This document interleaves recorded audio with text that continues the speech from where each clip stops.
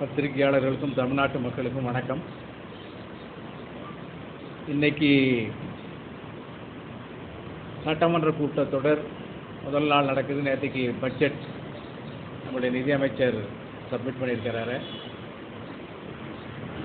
ஆனால் இங்கே கொதிக்கின்ற ஒரு பிரச்சனை, தமிழ்நாடு முழுவதும் ஒரு அதிர்வலையை ஏற்படுத்தியிருக்கிற பிரச்சனையை பற்றி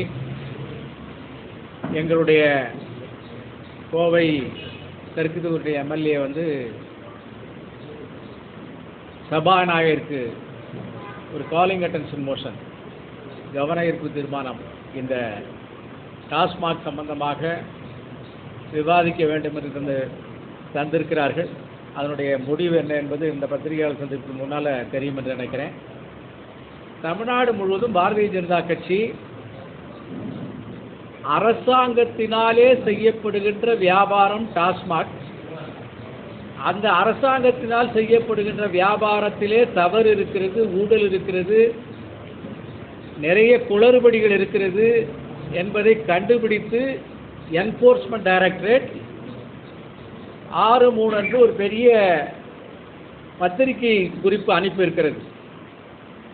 இதில் முக்கியமான விஷயம் என்னவென்றால், ஒரு தனியார் மீது அல்லது வேறு ஏதாவது ஒரு நிறுவனங்கள் மீது தவறு இருந்தால் அதை ஈடி கண்டுபிடிக்கலாம். ஆனால் அரசாங்க நிறுவனமே தவறு செய்ததாக, ஊழல் செய்ததாக, கிக்பேக் வாங்கியதாக சொல்லி என்ஃபோர்ஸ்மெண்ட் டைரக்டரேட்டு அதன் மீது குற்றம் சாட்டி இருக்கிறது. இது ஒரு புறம். என்ன குற்றம் சாட்டி இருக்கிறது என்பது பத்திரிகையாளர்களுக்கு ஏற்கனவே எங்களுடைய மாநில தலைவர் அவர்கள் விரிவாக விளக்கியிருக்கிறார். அது மட்டுமல்ல, தமிழ்நாடு முழுவதும் இதை பாரதிய ஜனதா கட்சி கொண்டு செல்ல வேண்டும் என்பதற்காக இன்றைக்கு தமிழ்நாட்டின் மிக முக்கியமான நகரங்களிலே நாங்கள் பத்திரிகையாளர்கள் சந்தித்து வருகிறோம். இருந்தாலும் கூட உங்களுக்கு ஒரு ரெஃப்ரெஷ்மெண்ட், ஒரு ஃப்ளாஷ்பேக், நான் அதை மிக சிறிய அளவிலே ஒரு என்ன சொல்ல நட்ஷல், ஒரு சின்ன அளவிலே அதை உங்களுக்கு சொல்ல விரும்புகிறேன். இந்த டாஸ்மாக் ஊழல் என்பது 3 வகையாக இருக்கிறது. ஒன்று, தயாரிப்பு ஆலைகளிலே ஊழல். 2, டாஸ்மாக் இட்செல்ஃப், அதனுடைய அளவிலே ஊழல். 3வதாக அதனுடைய பாட்லிங், டிரான்ஸ்போர்ட், இது சம்பந்தமாக இதை தெளிவாக ஈடி அதனுடைய குறிப்பில் குறிப்பிட்டிருக்கிறது. சாதாரணமாக இங்கே பத்திரிகையாளர்களுக்கு தெரியும், எங்களுடைய கட்சியினுடைய தொண்டர்கள் இங்கே வந்திருக்காங்க. சில பேர் பிஸ்னஸ் பண்ணுவாங்க. பிஸ்னஸில் ப்ரொடக்ஷன் இருக்கும், தயாரிப்பு. அந்த தயாரிப்புக்கு தகுந்த டேக்ஸ் கட்டணும். அந்த தயாரிப்புக்கு உண்டான பொருட்கள் கொள்முதல் செய்யப்பட்டிருக்கும். இந்த stock holding in hand, stock sold, அதற்கான டேக்ஸு பெய்டு, இதிலே மாறுபாடு இருந்தால் அது ஊழல், அரசாங்கத்தை ஏமாற்றுவதாகும். அந்த வகையில் தயாரிப்பு ஆலைகள் 100 பாட்டில் தயாரித்து கணக்கு காமிச்சு 200 பாட்டில் சேல் ஆகிருக்கு. அந்த 200 பாட்டில் எப்படி சேல் ஆகிருக்குன்னு கண்டுபிடிச்சிருக்காங்க ஈடினா, 200 பாட்டிலுக்கான பொருள் கொள்முதல் செய்யப்பட்டிருக்கிறது. இதெல்லாம் டாக்குமெண்டேஷனில் கண்டுபிடிக்கப்பட்டதில், போன ரெய்டில் கண்டுபிடிக்கப்பட்டிருக்கு. இப்படியாக அவர்கள் இந்த ஊழலை செய்திருக்கிறார்கள். 2வது, டாஸ்மாக். இந்த டாஸ்மாக் ஊழல் எதிர்கட்சி ஆளுங்கட்சியினை சேர்ந்தவர்கள் எல்லாம் இது பிஜேபி இப்போது வேண்டும் என்றே சொல்லுகிறது, போது வருதெல்லாம் சொல்லிட்டு இருக்காங்க. சாதாரண மனுஷனுக்கு தெரியும், நம்மளுடைய குடிமகனுக்கு தெரியும், 10லேருந்து 30 ரூபா பாட்டிலுக்கு வச்சு விற்கிறாங்க. அதில் ஒரு பெரிய சலசலப்பு ஏற்பட்டு பத்திரிகையெல்லாம் அதை வெளியே கொண்டாந்துச்சு. ஆக டாஸ்மாக் அந்த மாதிரி ஊழல் செஞ்சது இப்போது நிரூபிக்கப்பட்டிருக்கிறது, உண்மையாக நடந்திருக்கிறது என்பது ஈடியினுடைய ரெய்டினுடைய வெளிப்பாடு. 3வதாக இதில் அரசு ஊழியர்கள், அரசாங்க ஊழியர்கள், அரசாங்க அதிகாரிகள், அரசியல்வாதிகள் நேச்சுரல், அவங்க செய்ய தூண்டியதால் தான், அவங்க சொல்கிறது செய்யறதுக்கு அனுமதி கொடுத்ததால் தான் இவங்க செஞ்சுருக்காங்க. அதனால் அரசியல்வாதிகள் இதிலே சம்பந்தப்பட்டிருக்கிறார்கள். டாஸ்மாக் ஊழியர்கள் டிரான்ஸ்ஃபர், ஒரு குறிப்பிட்ட கம்பெனிக்கு மட்டுமே டெண்டர் கொடுக்க கம்பெனிக்கு உண்டான பேசிக் குவாலிஃபிகேஷன் கிடையாது. ஈவன் ஜிஎஸ்டி நம்பர் கிடையாது, பேன் நம்பர் கிடையாது, கேஒய்சி என்பது கிடையாது. இந்த மாதிரி இல்லாதது டெண்டரில் பார்ட்டிசிபேட் பண்ணவங்கெல்லாம் 4 பேர், 5 பேர், 6 பேர் சொல்லி அந்த ரேட் அண்ட் குவாலிஃபிகேஷன் அதெல்லாம் வெரிஃபை பண்ணி அதில் கொடுக்கறதுக்கு பேர் தான் டெண்டர். ஆனால் ஒரே ஆள் தான் பார்ட்டிசிபேட் பண்ணியிருப்பான், அவனுக்கு குவாலிஃபிகேஷன் கிடையாது. இப்படியாக கண்டுபிடிக்கப்பட்ட விஷயங்கள் ஈடியால் இப்போ எக்ஸ்போஸ் செய்யப்பட்டிருக்கிறது. அதை எங்கள் மாநிலத்தில் மிக அழகாக தமிழ்நாட்டு மக்களுக்கு புரிகின்ற வகையில் முந்தா நாளைக்கு ப்ரெஸ் மீட் கொடுத்துட்டார். அதை இப்போதைக்கு மக்களுக்கு கொண்டு செல்வதற்காக நாங்கள் மாவட்டம் தோறும் வந்திருக்கிறோம். எனவே இப்படிப்பட்ட ஊழல் ஒரு 1000 கோடி என்று 6/3/2025 அன்னைக்கு அவங்க எடுக்கப்பட்ட டாக்குமெண்ட்டுடைய அடிப்படையில் ஒரு எஸ்டிமேட்டட் கரப்ஷன் அப்படின்னு தான் சொல்லியிருக்காங்க, ஒரு குத்து மதிப்பா. ஏன் இதை சொல்கிறேன் என்றால், நம்மளுடைய முன்னாள் எதிர்க்கட்சி தலைவர் ஆனால் இபிஎஸ் அவர்கள் 40,000 கோடியில் நடந்திருக்குன்னு சொல்கிறாங்க. அப்போ 1000 கோடிக்கு 40,000 கோடிக்கு சம்பந்தம் இல்லாமல் பெருசாக இருக்கேன்னு நீங்கள் நினைக்கலாம். ஆனால் இந்த டாக்குமெண்ட்டை முழுசாக உட்காந்து விசாரித்து சம்பந்தப்பட்ட நபர்கள்ட்டெல்லாம் போய் பார்த்து மறுபடியும் வெரிஃபிகேஷன் பண்ணும்போது 40 அல்ல, அதுக்கு மேலேயும் இது தாண்டலாம். எனவே 6ஆம் தேதி தான் 1000 கோடி அந்த அளவில் இருக்கிறது. இந்த பாரதிய ஜனதா கட்சி வேண்டுமென்றே சொல்லுகிறது. நம்முடைய செந்தில் பாலாஜி அவர்கள் நேற்றைக்கு பத்திரிகையாளர் சந்திக்கிறப்ப என்னுடைய அருமை சகோதரர்கள் பத்திரிகை நண்பர்கள் எல்லாம் எங்களை பார்த்து நிறைய கேள்வி கேட்குறீங்க. அவர் 2 வார்த்தை சொல்லிட்டு போயிடுறாரு, சட்டம் தன் கடமையை செய்யும், சட்ட பிரகாரம் நாங்கள் செய்கிறோம், நாங்கள் இதை ஃபேஸ் பண்ணுவோம் லீகலாக அப்படின்னு சொல்லிட்டு போயிட்டார். அப்புறம் ஒரு அறிக்கை மட்டும் வெளியிட்டார்.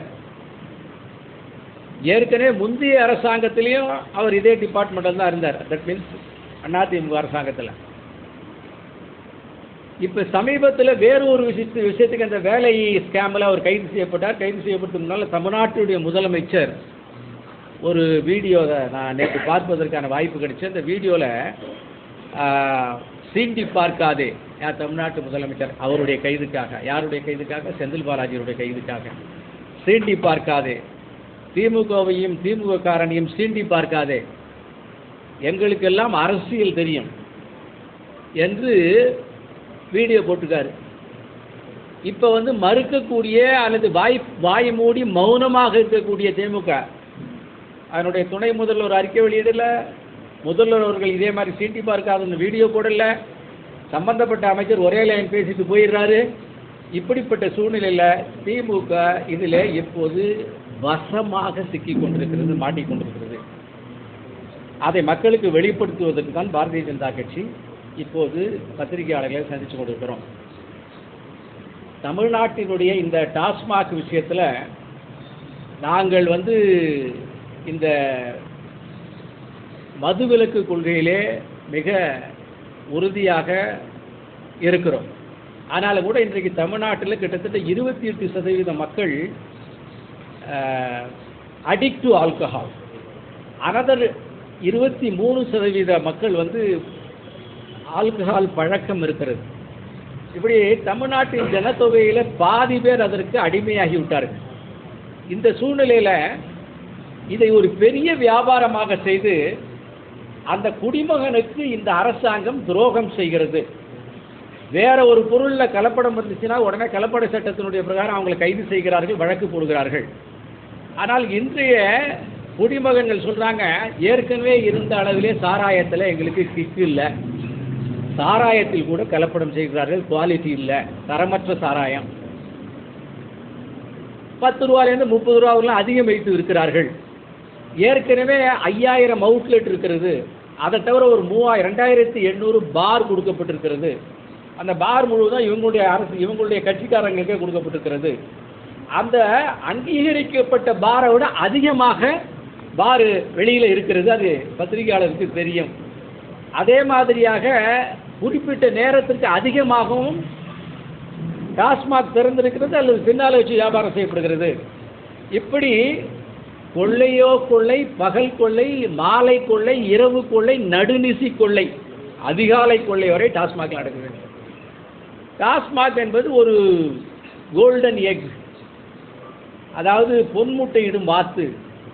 ஆனால் அந்த வாத்து அல்லது கோழி பாவகரமான முட்டையை எடுத்துக்கொண்டிருக்கிறது. மக்களுடைய வயிற்றெரிச்சலை கொட்டு, பெண்களுடைய வயிற்றெரிச்சலை கொட்டிக்கொண்டு, இளம் விதவைகளை உண்டாக்கி கொண்டு, குடும்பத்தில் நிம்மதியே இல்லாத தகராறுகளை உண்டாக்கி கொண்டு, பல்வேறு வழக்குகள் இப்போது பாலியல் சீண்டல்கள், பாலியல் வன்முறை நடக்குது. அதுக்கெல்லாம் அடிப்படை காரணம் இந்த மது.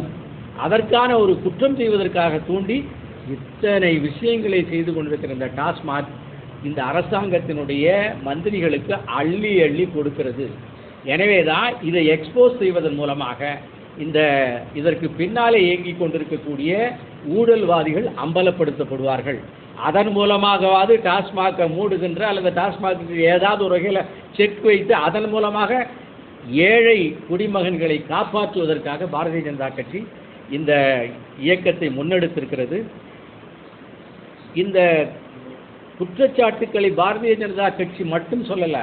அவங்க கட்சியில் ஏற்கனவே இருந்த பிடிஆர் பழனிவேல் தியாகராஜன் அவர்கள் 22ஆம் வருஷம் மார்ச் மாதம் 15ஆம் தேதி இந்தியன் எக்ஸ்பிரஸுக்கு ஒரு பேட்டி கொடுத்தார். அது விஷுவலாகவும் வந்திருக்கிறது, வீடியோவாகவும் எழுத்துப்பூர்வமாக வந்திருக்கிறது. அதில் பல்வேறு துறைகளிலே லீக்கேஜ் பண லீக்கேஜ் வருமான இழப்பு அரசாங்கத்துக்கு ஏற்படுகிறதுன்னு சொல்லியிருக்கிறார். அந்த வருமான இழப்பில் 50% வருமான இழப்பு டாஸ்மாக் மூலமாக வருகிறதுன்னு சொல்லி அதை வருகின்ற 3 ஆண்டுகளில் நாங்கள் குறைப்போம் என்று சொன்னார். அதுக்கு அவருக்கு தண்டனை கிடைச்சிச்சு, ஒன்று டிபார்ட்மெண்ட் மாற்றிட்டாங்க. ஆனால் இந்த அரசாங்கத்தினுடைய ஒரு மந்திரி, அதுவும் ஃபைனான்ஸ் மினிஸ்டர் ஸ்டேட்டஸ், அதுவும் ஆளுகின்ற குடும்பத்துக்கு மிக நெருக்கமானவர், அரசியல் வாரிசு காரணமாக மந்திரியானவர், குடும்ப வாரிசு அரசியல் மந்திரியானவர், அவர் எக்ஸ்போஸ் செய்திருக்கார் 3 வருஷத்துக்கு முன்னாலேயே. எனவே இந்த காரணங்களை எல்லாம் அடுக்கி கொண்டு பார்க்கின்ற போது இப்போது இடியினுடைய ரெய்டு நிச்சயமாக ஏற்கனவே சொன்ன உண்மைகளை அழுத்தம் திருத்தமாக நிரூபிக்கின்ற வகையில் இருக்கிறது. இதனுடைய விசாரணை போக போக இன்னும் பல்வேறு அரசினுடைய ஊழல்களை அம்பலப்படுத்தும் என்று நாங்கள் நினைக்கிறோம்.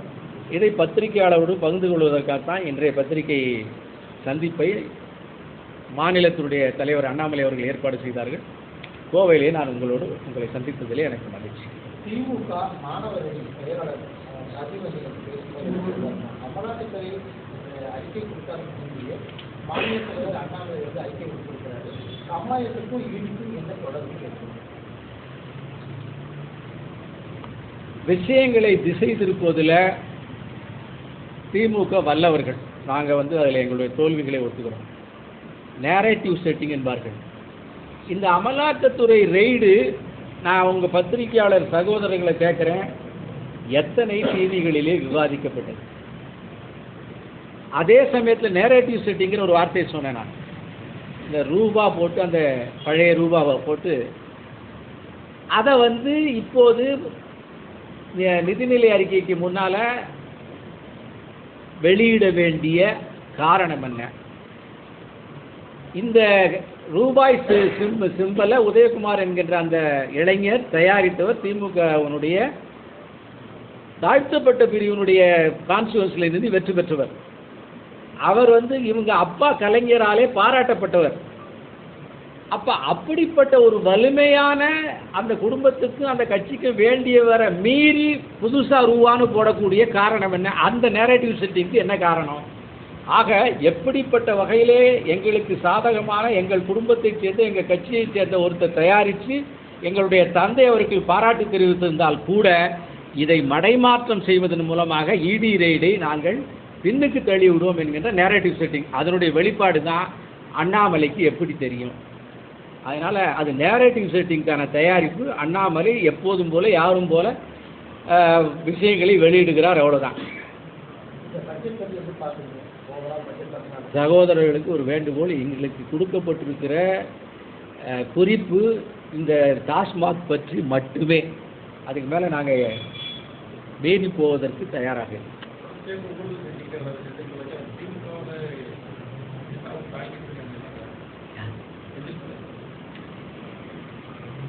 நான் ஏற்கனவே சொன்னேன், அதாவது இது ரிப்பீட்டேஷன் தான், நான் சொல்லக்கூடிய ரிப்பீட்டேஷன். 21 தேர்தலுக்கு முன்னால் செந்தில் பாலாஜி இன்றைய முதல்வர் எப்படியெல்லாம் புகழாரம் சூடி பாட்டு பாடி வரவேற்று டான்ஸ் ஆடினார் என்பது நமக்கு தெரியும். உடனே அவர் எடுத்துட்டார், கட்சியில் எடுத்து அவருக்கு அந்த போர்ட்ஃபோலியோவே கொடுத்தார். அப்புறம் அவர் உள்ளே போகும்பொழுது அவருக்காக ஒரு அந்த வீடியோ பார்த்தீங்கன்னா, அந்த உதயநிதி ஒருவேளை உள்ளே போயிருந்தா கூட அப்படி ஒரு வார்த்தையை பிரயோகம் பண்ணியிருக்க மாட்டார். ஏனென்றால் ஏற்கனவே அதே டிபார்ட்மெண்ட்டில் வேற ஒரு கட்சியில் இருந்து அள்ளி அள்ளி சம்பாதிச்சு அவர் ஒரு அனுபவம் பெற்றவராக இருந்ததால் இந்த தடவையும் அவரே வச்சுக்கிட்டா நமக்கு சிந்தாமல் சிதறாமல் வரும் சொல்லி தன்னுடைய கட்சிக்காரன் மீதே இருக்கிற சந்தேகத்தின் காரணமாக இவர் வச்சுக்கிட்டாரு. அதனால் இப்போ செந்தில் பாலாஜியை ஜெயிலுக்குள்ளே இருந்தவர் எடுத்து மெயிலில் இருக்கிறவருக்கு மந்திரி பதவி கொடுத்தாரு. செந்தில் பாலாஜியுமே பத்திரிகையாளர்களை ஒரே லைனில் மட்டும் பதில் சொல்லிட்டு போயிட்டாரு. போய் அதற்கு பின்னால் அறிக்கை கொடுத்துருக்கிறாரு. அதுவும் ஒரு கன்வென்ஷனல் ஸ்டேட்மெண்ட். நாங்கள் சட்டப்படி சந்திப்போம், நாங்கள் சுத்தமானவர்கள், சுயம் பிரகாசமானவர்கள், சட்டப்படி தான் சந்திச்சாகணும். வேற என்ன நீதிபதி நீங்கள் விலைக்கு வாங்கியா செய்ய முடியும் உங்களால்? இல்லை உங்களுடைய அறிவாலயத்தின் அறிக்கை வெளியிட்டு நீங்கள் செஞ்சதெல்லாம் ரைட்டு நான் சொல்ல முடியும்? சட்டப்படி தான் சந்திக்க வேண்டும், சட்டப்படி தான் சந்திக்க முடியும், சட்டப்படி தான் உங்கள் மீது ஆக்ஷன் எடுக்கும், சட்டப்படி தான் நீங்கள் உள்ளே போக போகிறீங்க.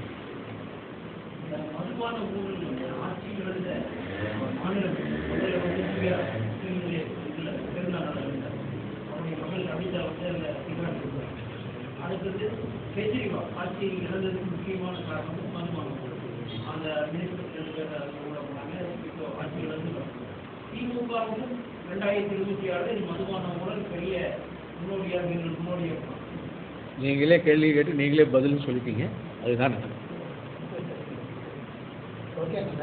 மிக்க நன்றி. உங்களோட சந்தித்து சந்தோஷம். ரொம்ப நாளைக்கு அவர் ஒரு யூடியூப் சேனல் கட்சிக்காரன் நினைக்கிறாங்க.